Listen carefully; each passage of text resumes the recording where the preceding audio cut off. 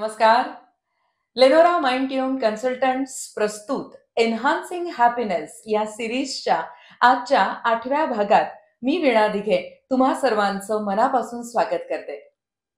मंडळी, आपल्या अवतीभोवती आपल्याला एक दृश्य जे खटकणारं आहे ते म्हणजे कुटुंब व्यवस्था विस्कळीत झालेली काही प्रमाणात का होईना आपल्याला दिसते.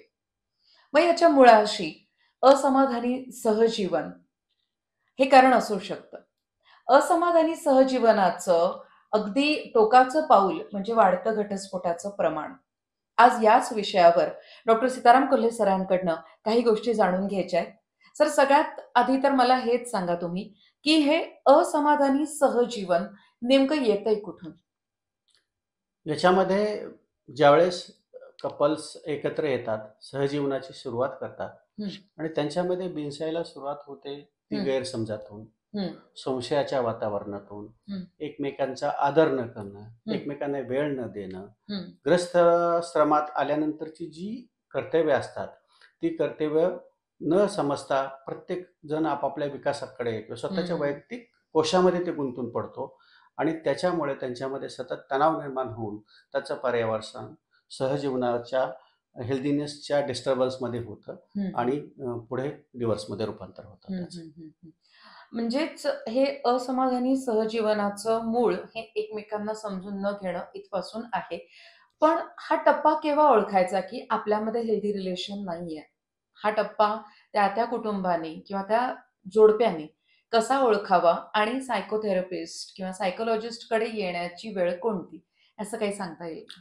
आता जी कारणं सांगितली ती एकमेकांची निकड न ओळखता त्याच्याकडे दुर्लक्ष करून ज्यावेळेस त्यांच्यामध्ये वाद सुरू होतात, त्याचं पर्यावरण एकमेकांच्या गैरसमजामध्ये होतं, तणावामध्ये होतं आणि त्याच्यातून त्याचे दुष्परिणाम कुटुंबातील इतर सदस्यावर किंवा मुलं असतील तर मुलांच्यावर सुरू होतात आणि ते इतक्या मोठ्या प्रमाणात सुरू होतात की ते आजूबाजूला सगळ्यांना ते लक्षात येतं की यांच्यामध्ये बेबनाव सुरू झालेला आहे.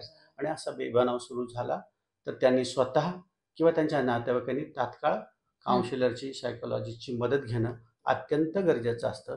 कारण सायकोलॉजिस्टकडे गेल्यानंतर तो एक तर ह्या कारणांचा शोध काही थेरपीजद्वारे, टॉक थेरपी सारख्या थेरपीज आहेत त्याच्याद्वारे तो शोध घेतो.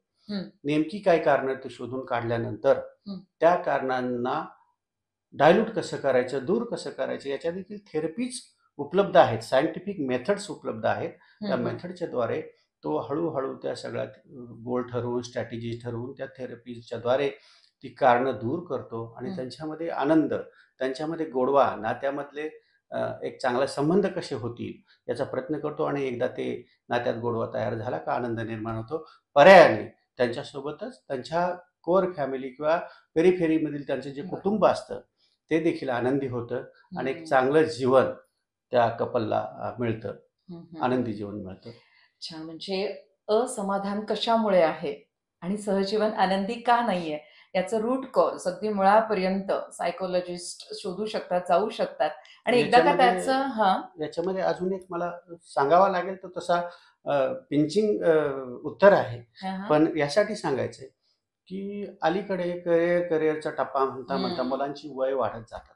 मग कधी कधी पालक देखील मुलांचं वय वाढलं तर विचार करत नाही किंवा कधी कधी मुलं देखील सपोर्ट करत नाही. पण हे सुद्धा एक महत्वाचं कारण आहे की वेळेत ती जी संस्कार, लग्न संस्कार ही एक प्रक्रिया आहे, हा एक संस्कार आहे. तो संस्कारामध्ये लवकर आपण योग्य वेळी, लवकर म्हणण्यापेक्षा योग्य वेळी जाणं देखील आवश्यक आहे. म्हणजे एकंदरीतच अनेक कारणं आहेत. बहुआयामी प्रश्न आहे खरं तर हा. प्रत्येकाने आपापल्या कुटुंबाच्या बाबतीत या गोष्टी लागू करून बघणं गरजेचं आहे. पण एक निश्चित की योग्य सायकोथेरपिस्ट, सायकोलॉजिस्ट तुम्हाला योग्य टप्प्यावर मार्गदर्शन करून बिनसलेले नातेसंबंध पुन्हा सुरळीत करून सुधारू शकतो, एवढं मात्र नक्की. एन्हान्सिंग हॅपीनेसच्या या एपिसोडमध्ये आपण इथेच थांबणार आहोत. पुन्हा एका नवीन एपिसोडसह लवकरच भेटणार आहोत. नमस्कार.